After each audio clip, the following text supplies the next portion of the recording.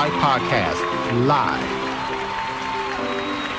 with your host, William Stewart Jr.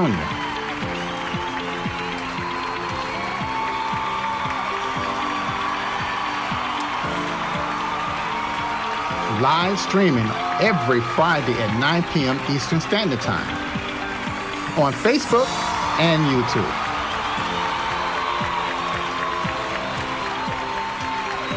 With real conversations and fresh perspectives. Would you like to be my guest? Give us a call at 888-552-1944. Today's guest, Patricia Lynn Harris.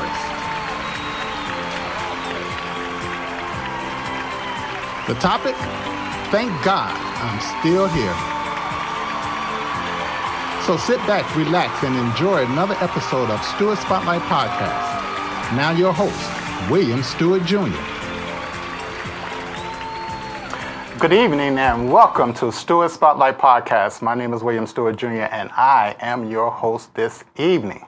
I hope everyone had a wonderful week and getting ready for the weekend. You know, the weekend fly by so fast, and before you know it, it's Monday, time to go back to work.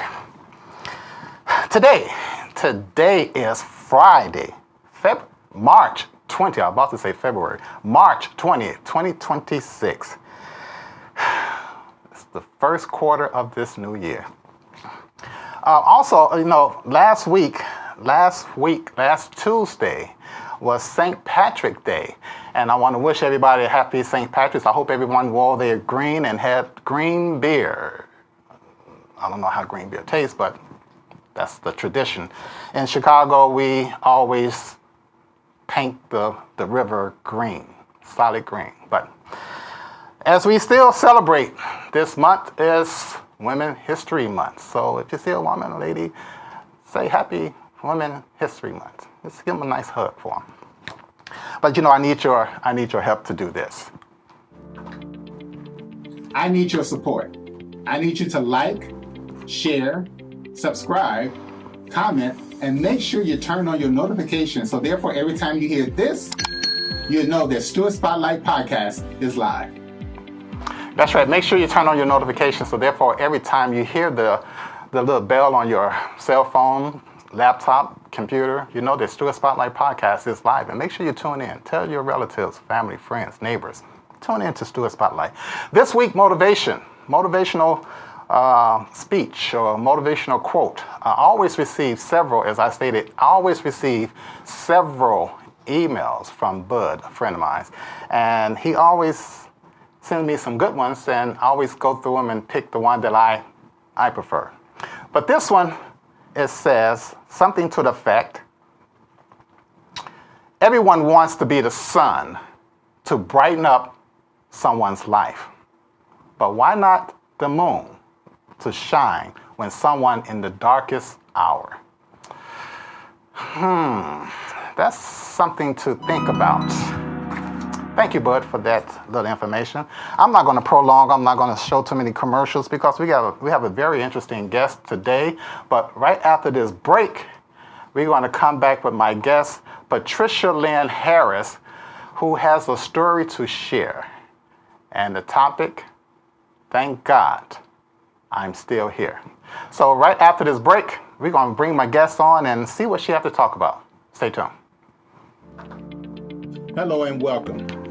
My name is William Stewart Jr. I'm the host of Stewart Spotlight Podcast. Every week, we bring powerful conversations and real life stories and messages that will uplift your spirit.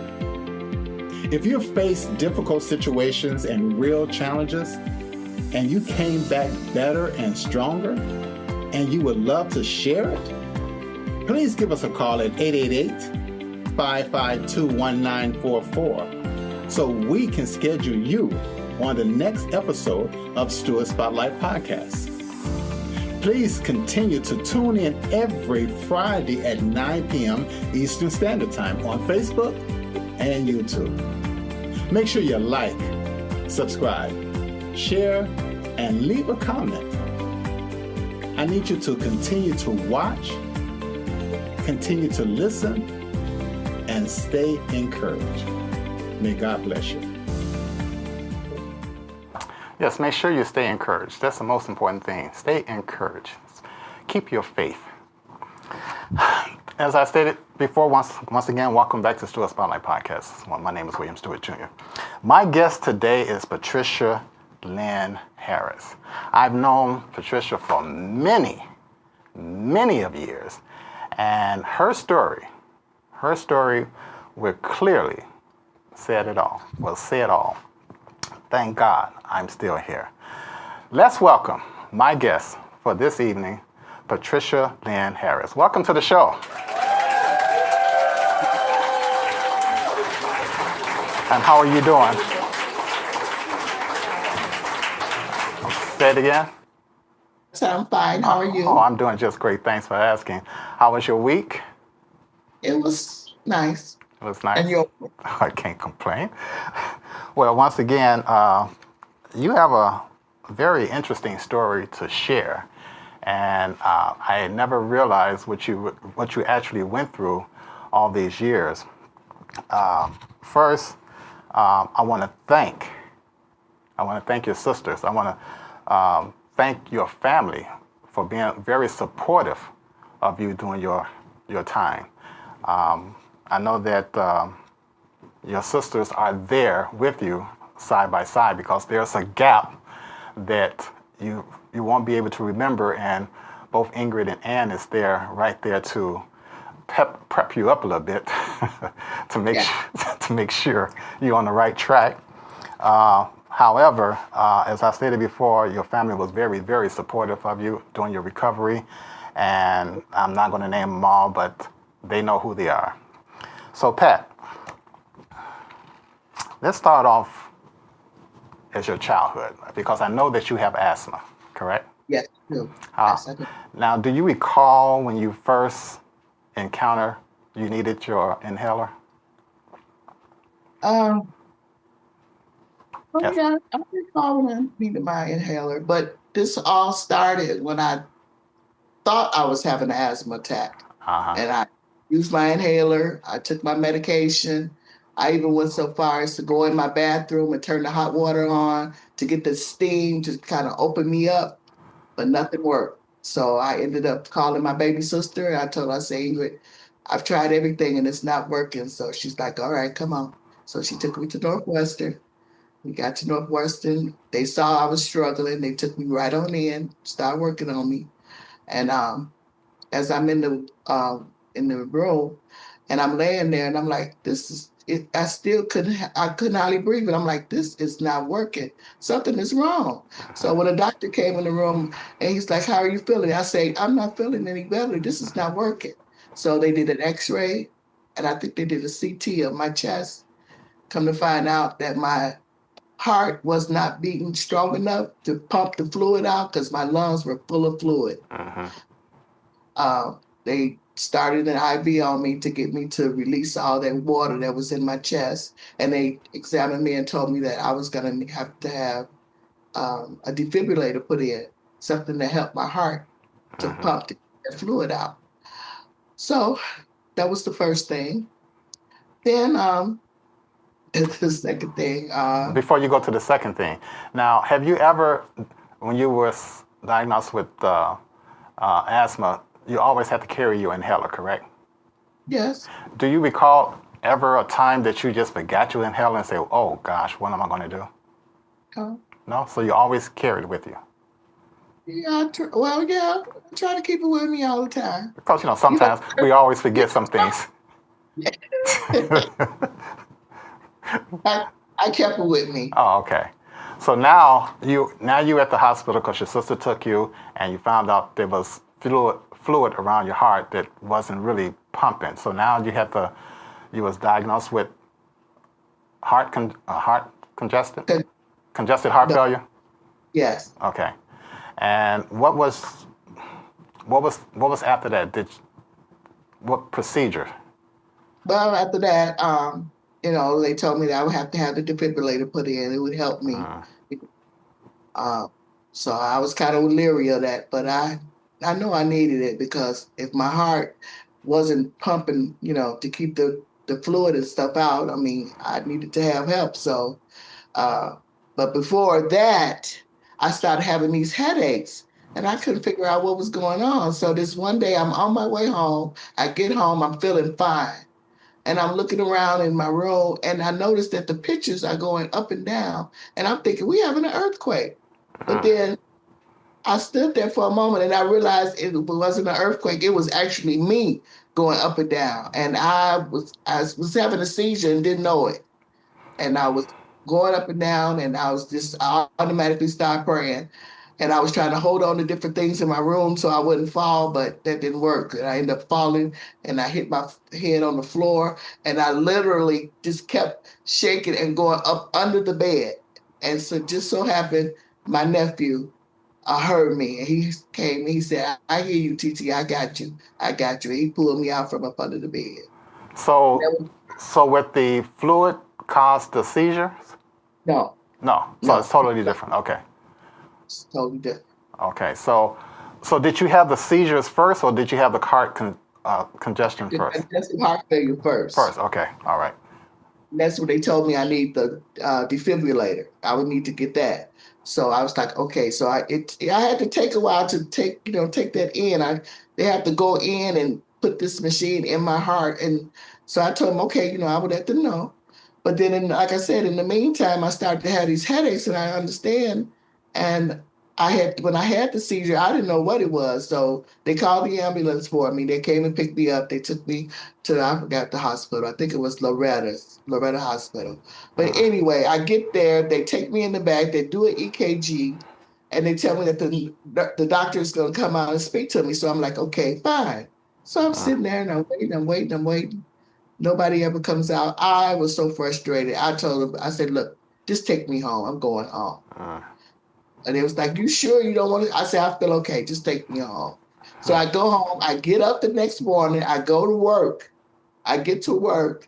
And now I'm starting to feel sick again. So I asked one of the young ladies that I work with me, and I asked her, I said, can you walk with me over to Northwestern just to make sure I get there? So she was like, fine. So we get over there, and automatically I tell them, what happened, how I passed out. And they did an EKG on me, and I don't know what the EKG, what it showed. But then the next thing I know, they was like, we need to do an MRI on her. So that's when they did the MRI on me, and they go in and say there's a mass on my brain. So now they need to go in my head because it was right at the top of my head. And I'm like, oh my God. So I'm like, okay. uh, I was like, okay. So I had to deal with that. I was like, all right. So after a while, I started to have the seizures more and more often. I mean, they were just coming back to back. So I said, okay, well, I guess I need to go ahead and have this taken care of. But when I went in the hospital, then they did all the tests on me. And they had things sticking all out my head. It was blood everywhere. But in the midst of doing all that, they did a test and they came back and they said, your sugar is like over 400. And I'm like, so now they got to work on getting my sugar down. They want to do the brain, take the mass out of my brain. And I just had the defibrillator put in. So now, my heart is not that strong. I think the beats per minute was like 35 or 25. It was very low. So now I have to deal with that. So I was like, okay. so let me go back a little bit to the your congestive heart failure. So they had to put a heart defibrillator inside of you, correct? Now, did that change your way of life when you had it was implanted inside you? No. I mean, I would same thing every day. I mean, it helped. If I felt like I couldn't breathe, it would give me like a shot or a jolt. It would start back up. And but I did. I think it was okay. So how many times did it actually give you a shock? Well, actually, I have no problems with it.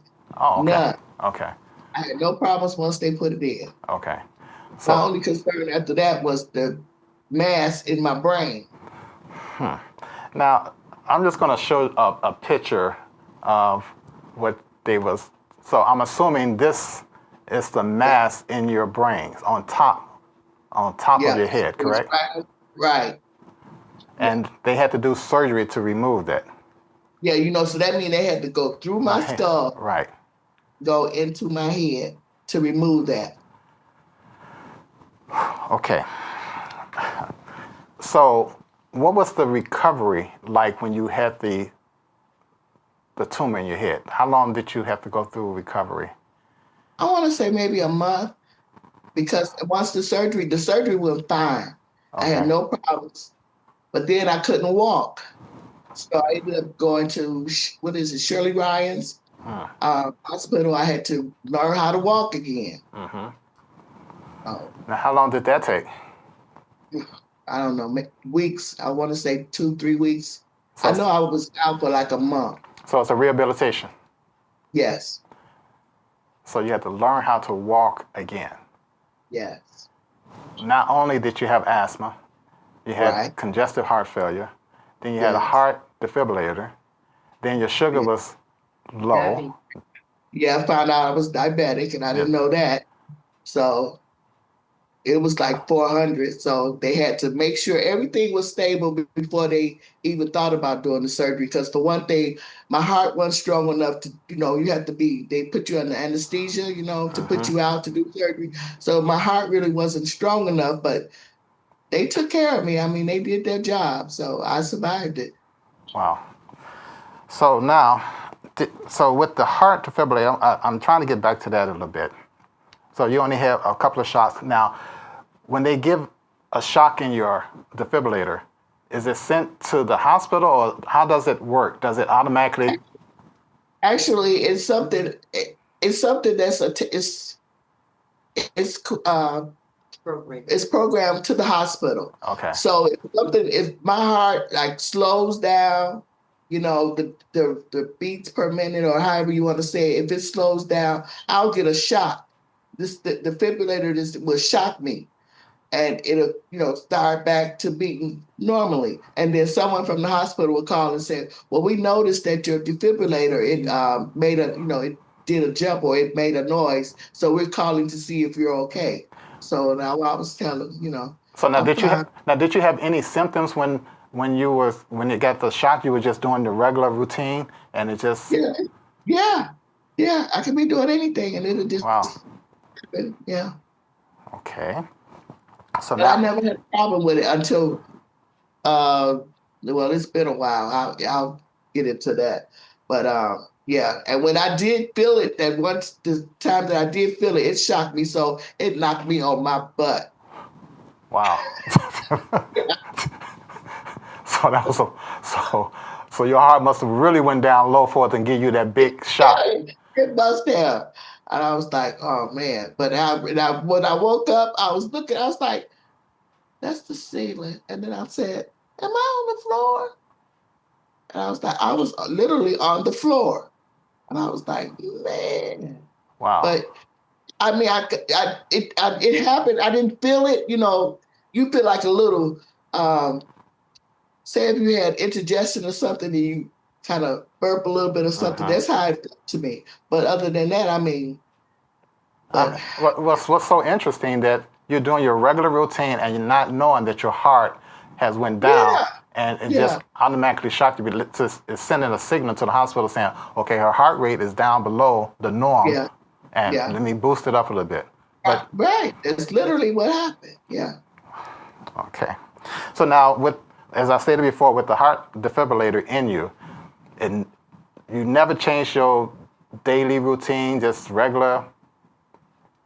No, I mean, because I do my own washing, go to the laundromat, I clean, I cook, I do everything myself. So I changed my routine. I might have tried to change my eating habits a little bit to watch sugar, but other than that, no. Wow. Okay. Now, you had another incident when you had electric shock in your leg. So now that's part of the tumor? That was part of when I had the seizures. So you was getting a shock in your leg? Yeah, that's when I came home and I was telling you about the pictures. Looked like they were going up. Right. Shot. it was a like electric shock through my left foot, and it just really kind of just went up my leg.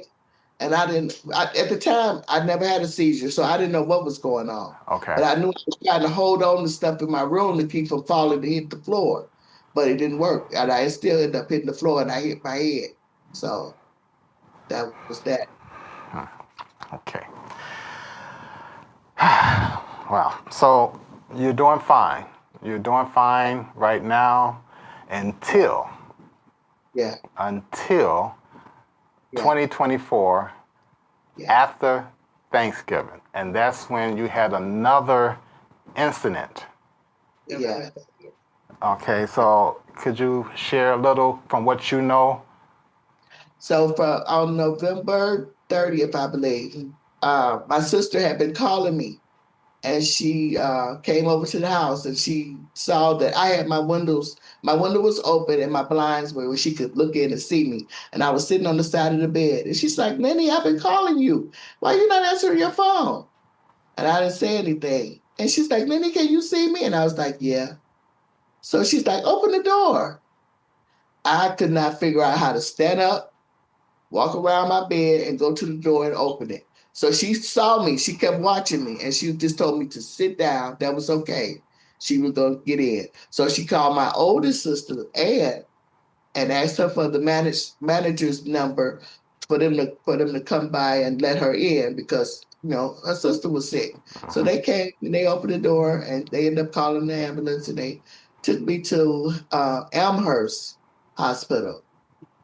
And they did a lot of tests on me because they wanted to know had I been out of town, had I been around little kids or something, or what did I eat and everything. So they told them, no, I hadn't been out of town. I was at home, And so they started running these tests on me. And my sister wanted them to transfer me to Northwestern, but because for some reason I couldn't be. They said I was all jittery and I couldn't control. I wasn't stable enough, so they didn't want to take a chance on trying to move me, transport me to Northwestern. So they did the test and they tried to see if maybe I had picked up some kind of disease or whatever. They ran all these different tests. Now everything came back okay. But then they were giving me drugs too. I don't know if that was to stabilize me or to keep me, I don't know. They just kept me Drugged up. Yes. Yeah, really drugged up. Yeah. So, and I'm telling you, the whole time they kept me with so much medication, I had such horrible, horrible hallucinations in my head, the things I saw.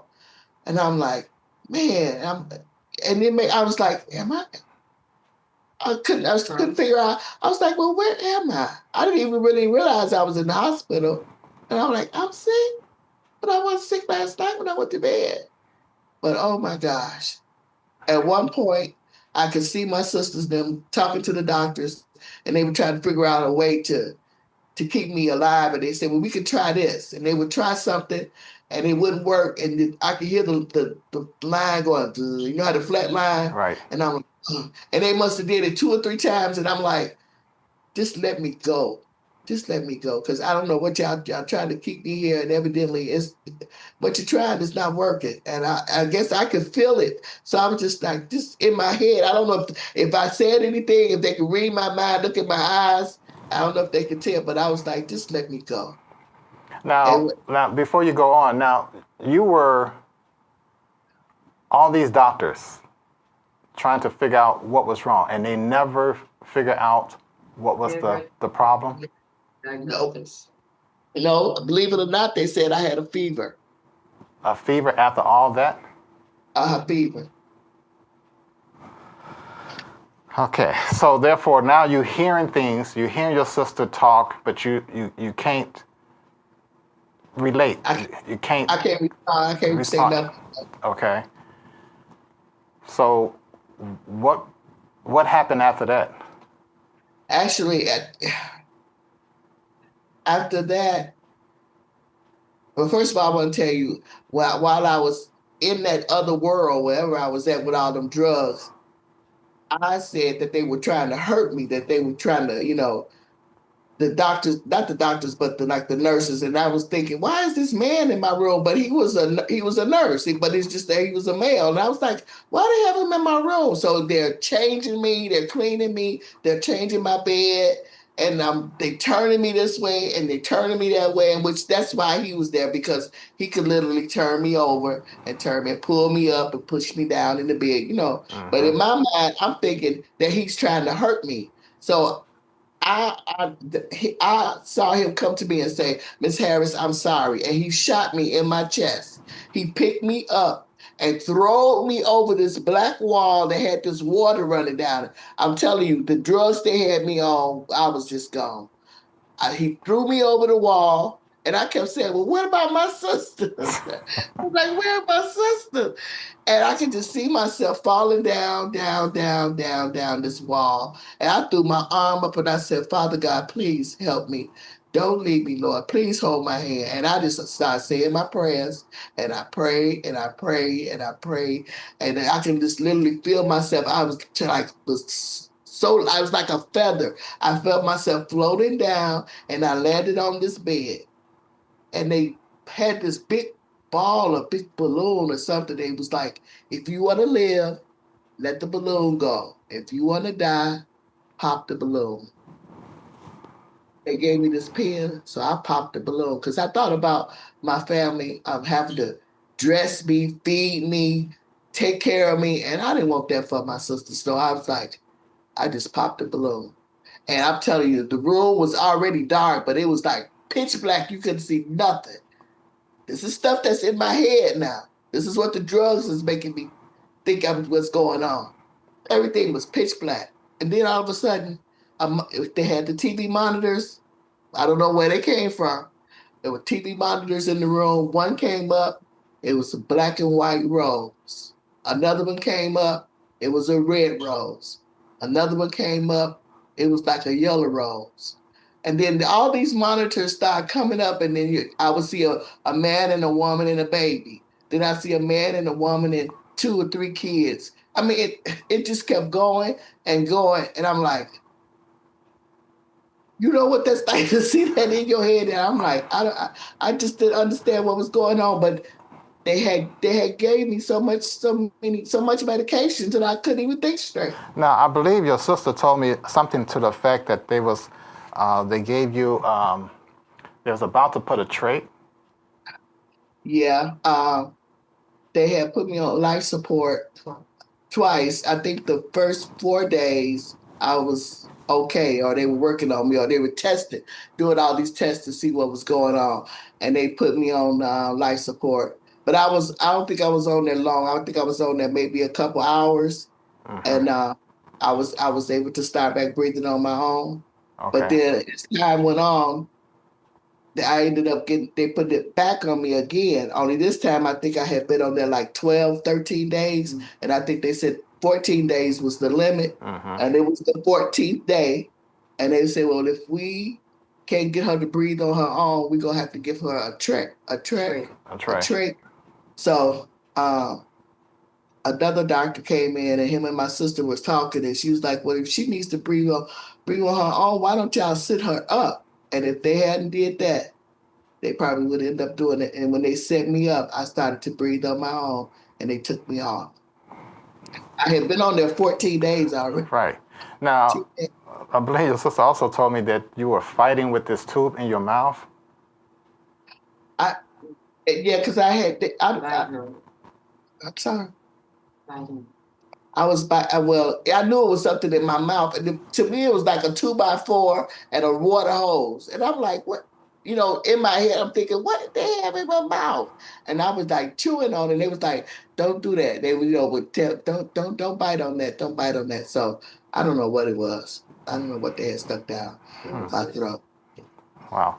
Now, I know we jumped ahead a little bit, but you broke your leg too. Oh, that's after. Oh, that's after you came out the hospital. Right. Okay, let's stay with the hospital part first.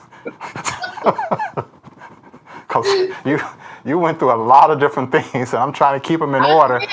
I know you did. I know you did. So now, once all these medical directors or doctors was trying to figure out what was wrong with you, and they couldn't come up with anything but a fever. A fever. A fever, and that's just unheard of. But I'm not an MD, so I wouldn't be able to tell you. But for you to go through all those symptoms, and you're seeing different things in your mind, so I'm assuming that you wasn't conscious. You were just in another place. Totally. Okay. And I think my sisters, they left, even told her, don't give her nothing else. Let her come back to herself, because they was giving me so much stuff. And I'm like, oh my gosh.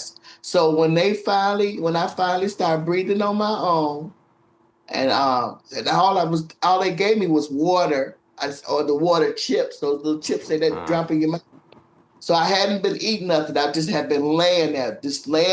I had been in there for over a month, and I'm laying there on my back, and I was like, oh my God, I'm thinking I had a new apartment. I been in the apartment 1 month, and now I'm in the hospital for another month. But people kept coming around, and the nurses and stuff kept talking to me, and once I came out of it, I think it's like Christmas or New Year's now. I done missed Christmas and everything. And I'm like, man. So when they got down, I think to those last 2 weeks, and I kept hoping that the doctor, when he come in and he took a look at me, I would try to sit up in the bed and everything, try to look like I'm just so happy and, please let me go home. Please let me go home. And he would come in, he'd look, he'd examine me. Let's give her a couple more days. I would just turn and look out the window and just cry like a baby. Because I'm like, Lord, I just want to go home. Okay. Those last 2 weeks, whenever he come in, I would try to sit up and try to make myself look like, okay, do I look like I can go home now? Can I go home now? And he would always say, let's give her one more day. But then one day, one of the nurses came in and she said, oh, so I hear somebody's going home today. Boy, you talk to somebody was oh man, I was so happy. After they examined me and took my blood pressure and all that stuff, gave me my medicine and whatnot, and they walked out the room, I got up, I got my walker, I made it to the closet because I knew my clothes was in the closet. I went in the closet, got my clothes out, put my clothes on, sat in the chair. I didn't even want to lay back down in the bed. I said, I'm going to be sitting in this chair when they come in and say, you can go home. Right. I'm going to be ready. And that's what I have to applaud your sisters, because your sisters were there 24 hours, 7 days. Every day. And I was told Ann was taking notes like she was a executive secretary, making sure, okay, at 2:45 she did this, at 2:15 she did that. But Ingrid is the not the MD, but the doctor, to make sure they're giving you the right drugs. Why are you giving her this? Why are you giving her that? She's the overseer to make sure everything is okay. But got another little funny part. You went through a illusion at one point, and you want to. Yes, I did. And no, I don't. You want to care to share about that, because I received a call. I received a call that night. Say what? I received a call. I'm sorry, I got to bring it up because someone was saying, "Where is my husband? Where is my husband?" And your sister said, "Who is your husband?" You said, "Junior." So Ingrid, so where were you? I was on the phone talking to you, right? So I was talking to you. You was very hyped at that time. You was telling me, they're trying to kill me. They're trying to kill me. And I was trying to calm you down because I didn't know what was going on. But once again, I applaud your sisters for being there. I applaud your whole families, because I believe the family was like a revolving door, going in and out to see you and making sure you was okay and things of that nature. Yes, they were. They were there. They were by my side. So now you got out the hospital. How were you feeling then? I mean, I was okay. Um, going through my, everyday stuff, But it was July 17th. It was Ingrid's birthday. I called to wish her a happy birthday. Then I said, okay, well, let me go and take my garbage out. Grab my garbage bag. Evidently, it must have been leaking or I don't know, but I stepped in my hallway and up I went and down on the floor. And when I hit the floor, I heard something go crack. And I was like, I looked down at my leg. It looked like it was laying this way and the other part was laying the other way. And I was like, oh my God, I done broke my leg. So I crawled back into my bedroom. I'm feeling around on the bed trying to find my phone, called my sister. I said, Ingrid. She's like, yeah, lady. I said, I just broke my leg. She was like, what? She said, I just got through with you. And here you come back again. I was like, so she's like, okay, I'm on my way. I'm like, oh man. So now I'm crawling to the door, trying to get the door open. But luckily she had, whenever I get through, she be Johnny on the spot. She called the maintenance man and he was at the door. Wow. And I was like, hi, I think his name is Marvin. And I was like, hi, Marvin. He's like, are you okay? I was like, no, I think I just broke my leg. So he's like, you need me to help you? So he took me back in my room. I sat on the bed and I was just looking at my leg and I'm thinking, how did I fall? So the ambulance come, I get in, they put this into the hospital, they put this big boot on me. It's got all these buckles and braces and all this junk on it. I'm like, oh man. So before you go on now, I believe you broke this part of your knee, correct? Yep. But what is it? Patella? Patella, right. Right. Yep. So you broke that. Yes. Okay. Okay. Yeah. So they took care of that, and they let me go home. Then they told me they was gonna give me like a week because they wanted to hurry up and get it done because of my age. And then I told the doctor they would have to speak to my doctor from Northwestern so they could tell them regarding my heart, because I would need to be under anesthesia. So the day I go in for the surgery, the doctor come in, the anesthesiologist comes in and he tells me, he said, I just got through talking to your doctor. He said, your heart is like 19. Is it down to 19? I was like, the beats. I was like, yeah. He's like, does anybody take care of you? I said, no, I take care of myself. I said, I do my own washing, cleaning. I go to the grocery store. I do everything myself. He said, well, you know what? I said, God just loves me. He said, yeah, he really does love you. So he said, and you know what? I'm going to do your surgery myself. So I was like, well, thank you. And so one of the nurses came in and she said, who are you? I said, baby, I ain't nobody. I'm just Pat. She's like, you got every head doctor down here. I was like, really? So I was like, well, I'm nobody. Just a child of God. That's all. So the man came and they numbed up my whole leg and they did the surgery. And afterwards, I was fine. No problems. So now did you have to go through rehabilitation for your walking on your leg? I had the therapist come out to the house. Okay. So, any other accidents? So after that, I wasn't feeling too good.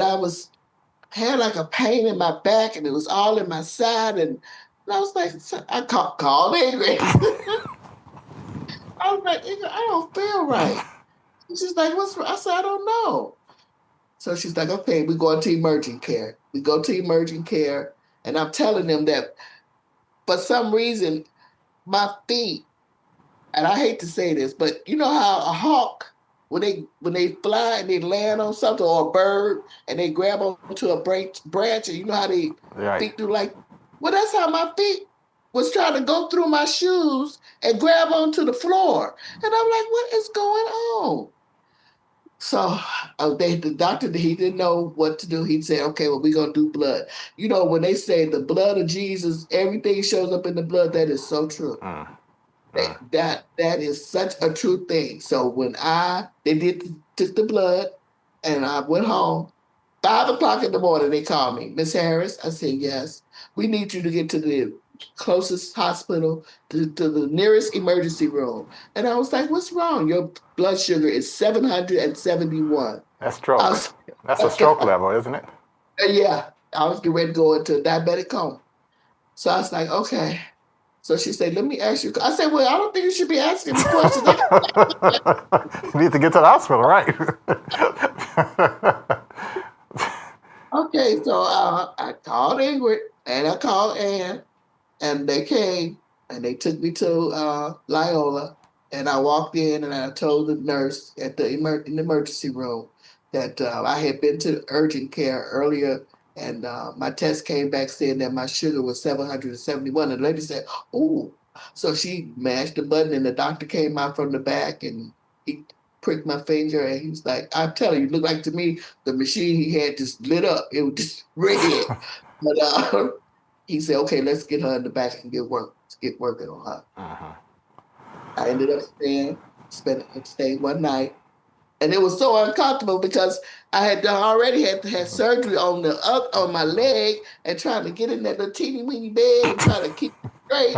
And I was like, "Oh my gosh!"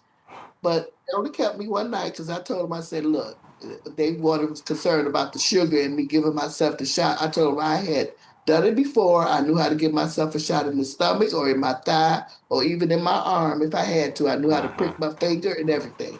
So they gave me the medicine and let me go home. So far, thank God, that's it. And I'm still here. And you're still here. I'm still here. That's a miracle. You're looking at a miracle. A person who went through so much. Yes. Starting from asthma all the way up until breaking your leg. And all the things in between. And it's so funny because that's what the people at the hospital were saying, that I was a miracle. When they came in the room and saw me, and they would be clapping, they was like, "You are a miracle." And I'm like, I'm still trying to get myself together because, I still got all these drugs and stuff in my system. I'm trying to get all that out. And when they telling me I'm a miracle, I'm like, well, what happened? What happened? I don't understand. What y'all talking about? But I didn't know about being on life support and all that stuff. They never told me, what all I went through. Wow. So, yes.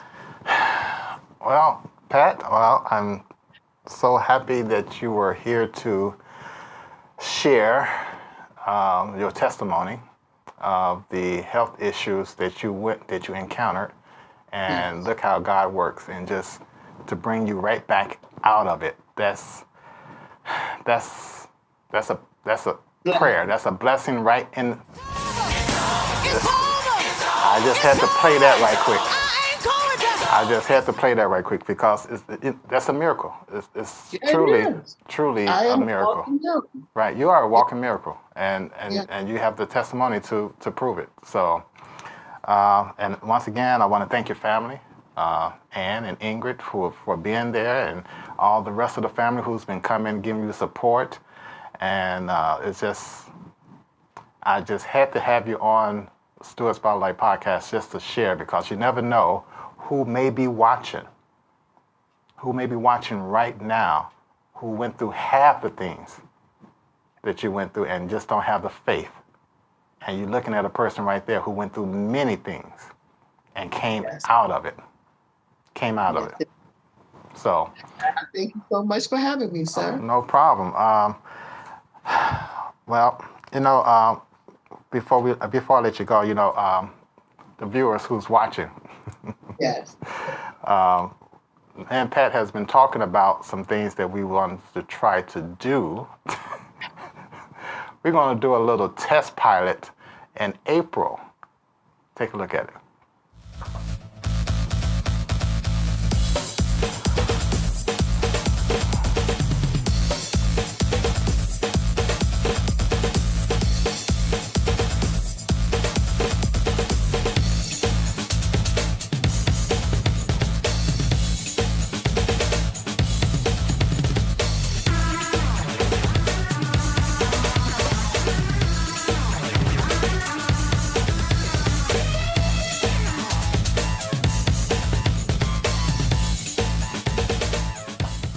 Yes, we're going to be doing a little test pilot next month just to talk about things, perspectives of different topics. And we may have people to call in, ask some questions, and we'll be able to answer the questions as we talk on. But we're going to do a test pilot next month, and we're going to see how that works out. But once again, Pat, I just want to thank you for coming on the show and giving what you experienced. And for the viewers who may be watching, thank you, and thank your family. I appreciate you. Thank you. So we will talk soon, okay? There you go, a testimony up front. And when I heard the story, I couldn't believe I had to have her on to share some of the things, because some of the things, that gap that she could not share, that's why her sisters were there to give her support, because it was a point in after that Thanksgiving, she was in totally a different place, and her mind wasn't there, but her sisters were there to give her support, to make sure the doctors do what needs to be done. But once again, thank you for coming on, and I hope to have you back to give more wisdom and knowledge of your experiences. Okay, next week we have a guest. What's my guest for next week? Oh, Reverend Rogers. Reverend Rogers will be on next week to... Oh, there you go. Reverend Roger Washington will be on next week to talk about things in the ministry. And we will see what he has to talk about. Also, I want to ask for everyone to give a special prayer for my sister, Margaret Magnus. She was up here with me for a week for Christmas, and she's in the hospital again today. She's going through a lot at her age. She has a lot of health issues. I've asked for people's prayer to make her better. But I think I may be going down there, spend some time with her. So I don't know if I'm going to be on next week or not, but just in case. I'm going to leave you with this quote before we depart. As one of my favorite quotes, it says, "Whatever you're facing, don't quit. The next step matters." In the meantime, be careful. Be safe. Be kind to others. Have a wonderful weekend, and God bless.